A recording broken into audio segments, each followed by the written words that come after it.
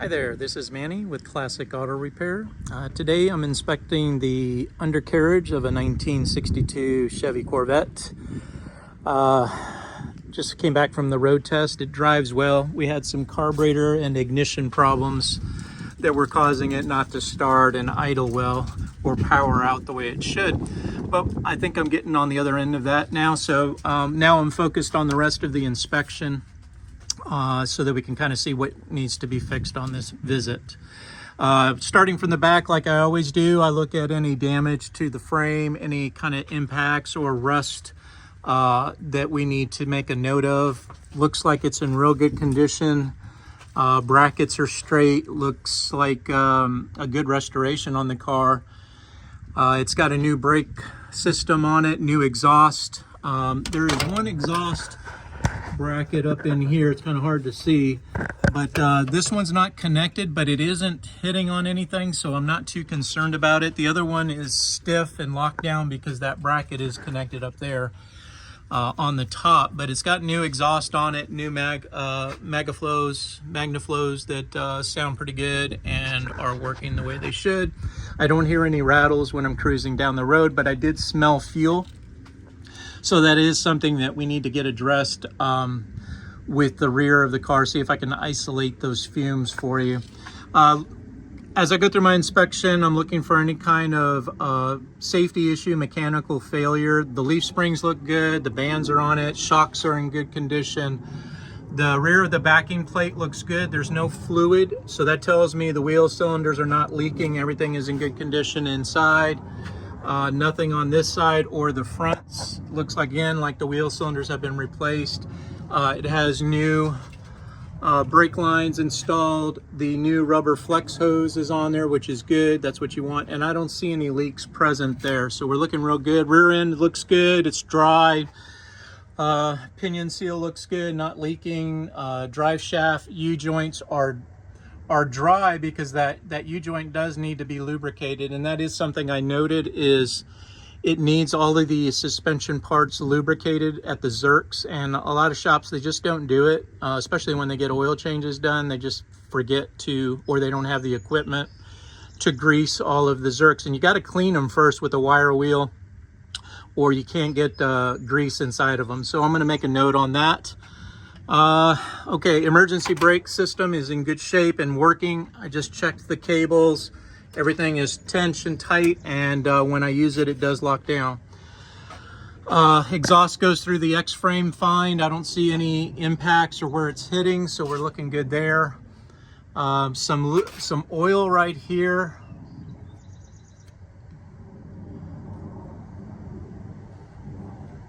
That's engine oil, so probably coming from right around this area right here. It's kind of hard to isolate, but I know that you had some valve covers replaced, and that's usually what causes oil on the starter and towards the front of the motor is usually dripping from the valve covers. So as long as they replaced the gaskets and sealed up everything, this could be just some residual what's left over.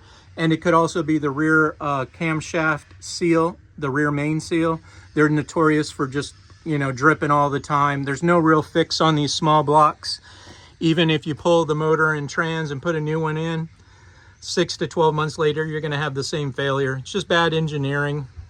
And if the cars aren't driven daily, the seals dry out and fail. So unfortunately, that's the case. And we're not in the business of telling people they need to put a new seal in at a couple $1,000s every year. That doesn't seem right. So again, we won't fix them if they're just barely dripping at the rear main. I don't see any other leaks on the motor itself, except as we get up here to the front. But again, what I'd like to do is clean this off because I'm not sure what this is. It does not smell like gas. It's oil again. So I think this might be just some residual oil coming off. You can see it right here on the bottom of the spark plug wires, and again, it's motor oil, so not coolant and not transmission fluid or power steering fluid. And this thing doesn't have power steering, so we don't have to worry about that. All right, so continuing on, just kind of going down the list and seeing if there's anything else. So here's what I would recommend here. You had asked me about the rubber line. This is very close to the exhaust pipe right here. So this is a safety concern. What I'd recommend doing is replacing the hose with a new one. Now I can put a metal one here, but it's just as effective to just replace the rubber. It's less expensive. And then insulate it with a heat shield. Tubing heat shield. We put the hose inside of another shield and it protects it from this heat right here, and that'll fix that. Not a problem at all. Then I'll pop this fuel filter off and then try to source a replacement cartridge for this looks to be, like you said, a Fram fuel filter. Same thing here on the front. Brakes are dry, hoses are in good shape, suspension looks good, but again the zerks are dry. We need to lubricate these ball joints, upper and lower control arm pivot points. These right here haven't had any grease put in them, so we need to get grease in all of these zerks all around the front suspension so it keeps everything lubricated on the control arms, uppers and lowers, making sure everything has plenty of grease, because that's all it has to keep the metal on metal from wearing out prematurely. Front coils look good, shocks are good, radiator, I don't see any signs of leaking on the bottom, so we're looking good on the radiator right now. Front of the car is in pretty good shape. I don't see any major repairs. Frame rails are good, bumper guards are good on the rails. We're looking real good there. So front lower cross member is in good shape. You had asked about motor mounts, and I'll go up there and check on them, but it's kind of hard to see without getting up there with the camera. See if I can get that into focus, but let's see here. There we are. Right there is the lower part of the motor mount. And what we do is we lift the motor on the side to see if there's any separation right there on that one, and then of course on the other one is above the radiator hose. Get those checked out for you as well. The motors do twist a lot, especially with the Duntov cams, because they do have a higher compression, and that does make the motor move around. Don't have an inspection cover on this. I'm sure you're aware of that, but not necessary or critical that you have one in place, but it does keep the dirt out if you put the cover back on. Your flex plate flywheel teeth look good. Starter's engaging the way that it should. So I don't see any issues there right now at this time. Tire wear looks good and tread depth is good. I don't see any cracking or issues with the tires all the way around. We're in real good shape there as well. Transmission mount looks good and has been replaced. Here's your mounting bolts right there. Transmission shifts good. Road test had no issues with shifting or slipping. So we're in good shape there as well. And then, kind of hard to see up there, but your front U-joint looks good too. So again, just some lubricating and we'll be in good shape there. Put your dust caps back on here. Frame just has superficial rust on the exterior, not on the inside.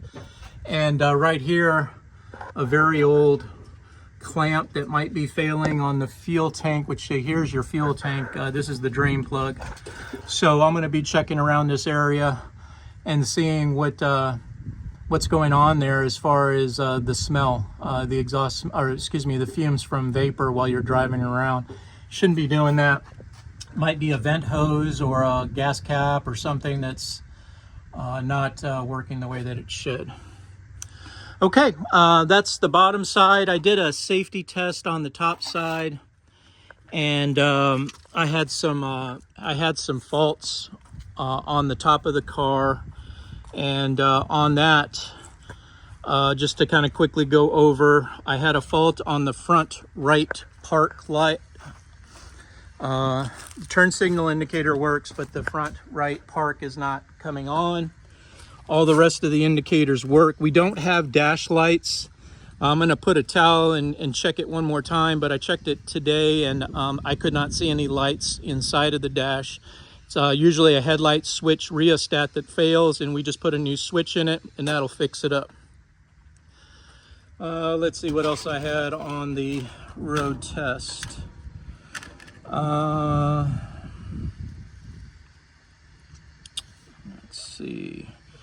Went through my safety check and everything. High-low beams work, brake lights, park lights, like I said, had one fault. Dash lights have a fault. License plate light is good. Turn indicators worked. Horns. I'm going to check your wipers. Seat belts, tire wear. Braking distance is good. Steering is good. Emergency brake is working the way it should. I'm going to go through and check your fluids, air pressure, do a battery test. Not a BAFTERY test. I got a typo there. And then check the hoses and belts. Hoses honestly feel a little old to me. I know they have some original stamping on them, but if you're going to drive it on the regular or take it on some longer road trips, you might want to consider replacing that upper radiator hose. It just seems like it's pudgy more than it should be, or and I'm sure under pressure the thing probably gets pretty large there. Temperatures, I'm going to do a actual tool check on the actual temperature of the water at the thermostat. I'm going to check at the radiator, do a bunch of readings, and then compare it to the gauge and see how accurate we are there. A lot of guys will put an aftermarket temp gauge somewhere hidden in the car just to get a more accurate, because unfortunately these old gauges just don't read correctly. Let's see, so that's it on the upper side. It's really a good car. I didn't have a lot of items on the list, just mainly the ignition and tune-up that it needed. Spark plugs are fouled, so I want to put a new set in from the bad ignition that it had before. So I want to get that addressed under a tune-up, and I have that listed. Let me pull that up here. There we go. All right, so I've got a tune-up recommended. I fixed the points and dual contacts. You'll see this on another video, a separate video. Let's see what else I've got on here that I haven't talked about. I think we're looking pretty good. So I have a couple of parts, a coil which needed to be replaced, and some spark plugs, which will get it tuned up. I drove it on a road test, and I started and stopped it about 10 times, and it fired right up with no issue every time, and it powers out very well. I adjusted the idle, the base idle, and the timing on it. Again, if I can get some new plugs in it, then that's just going to make it run that much better. All right, this is Manny with Classic Auto Repair. Hope you enjoyed watching. Bye.